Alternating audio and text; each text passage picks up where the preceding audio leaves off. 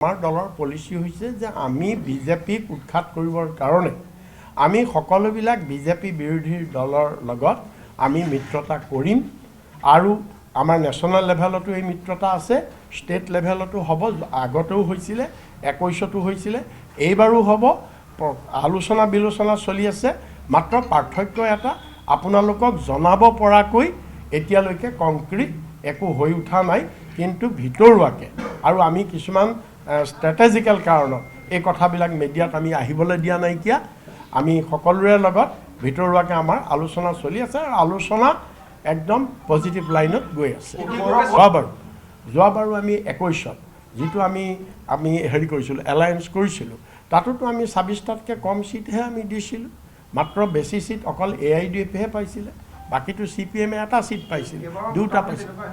কি ক'লে নহয়, 26টা ছিটটো মানে বাকী দলবিলাক। এতিয়া আপোনাৰ দুটা কথা আছে, যিমানবিলাক বিৰোধী দল আমাৰ আছে গোটেইবিলাক বিৰোধী দলে নিৰ্বাচনত অংশগ্ৰহণ নকৰে।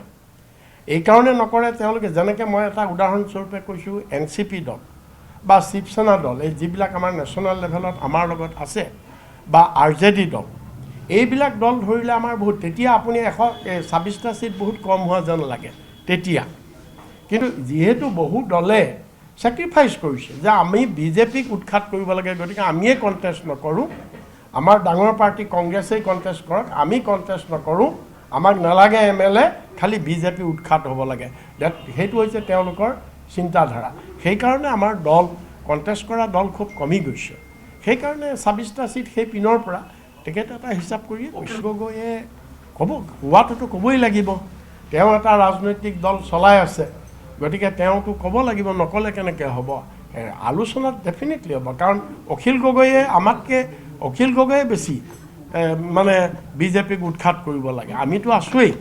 গতিকে অখিল গগৈও যদি আন্তৰিকতাৰে বিজেপিক উৎখাত কৰিব লাগে, এই কথাত অখিল গগৈ আমাৰ লগত একমত, আৰু যদি সঁচাকৈ তেওঁ আন্তৰিকতাৰে বিচাৰে ডেফিনেটলি তেওঁ ছেক্ৰিফাইচ কৰিব। মুখ্যমন্ত্ৰী আৰু গোটেই বিজেপি দলটো আজি কিয় ইমান শংকিত হৈছে? বাৰে বাৰে প্ৰধানমন্ত্ৰী আহিব লগা হৈছে, বাৰে বাৰে গৃহমন্ত্ৰী আহিব লগা হৈছে, নিৰ্বাচনৰ আগত একেবাৰে আঁচনিৰ বন্যা বোৱাই দিছে, বিভিন্ন ধৰণে আঁচনি এনেকুৱালৈকে গ'ল, আনকি বিহু খাবলৈও আমি মানে পইচা দিয়াৰ ব্যৱস্থা কৰিছে। গতিকে ইমানখিনি যদি নায়েই কংগ্ৰেছ, চিম্পল কথা, যদি কংগ্ৰেছ নায়েই, অকল 22টা ছিটত আছে, ইমান কৰিবলৈ কি দৰকাৰ? ইমান প্ৰাইম মিনিষ্টাৰ আহিবলৈ কি দৰকাৰ? ইমান আকৌ আহিব 17 তাৰিখে, ইমান হোম মিনিষ্টাৰ আহিবলৈ কি দৰকাৰ? ইমান বৰষুণৰ দৰে আঁচনি দিবলৈ কি দৰকাৰ? আৰু মুখ্যমন্ত্ৰী ইমান তাকুৰি ঘূৰা দি ইফালৰ পৰা সিফালে তেওঁ তাকুৰি ঘূৰা দি ঘূৰিবলৈ, নাকত তেল দি শুই থাকিব লাগে, আৰাম কৰি থাকিব লাগে।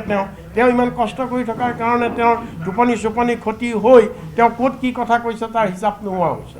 তেওঁৰ স্বাস্থ্যৰ ক্ষতি হৈছে, মুখ্যমন্ত্ৰী ডাঙৰীয়াৰ স্বাস্থ্যৰ ক্ষতি হৈছে। সেইকাৰণে আমি কৈছোঁ 22টা ছিটত যেতিয়া কংগ্ৰেছ আছে, বাকীবিলাকত নায়েই, আপুনি আৰাম কৰক, আপুনি শুৱক, স্বাস্থ্যটো যত্ন লওক। আপোনালোকে চাই থাকক, এইবাৰ নীৰৱ বিপ্লৱ হ'ব, ৰাইজে নীৰৱে বিপ্লৱ কৰিব, পৰিৱৰ্তন কৰিব।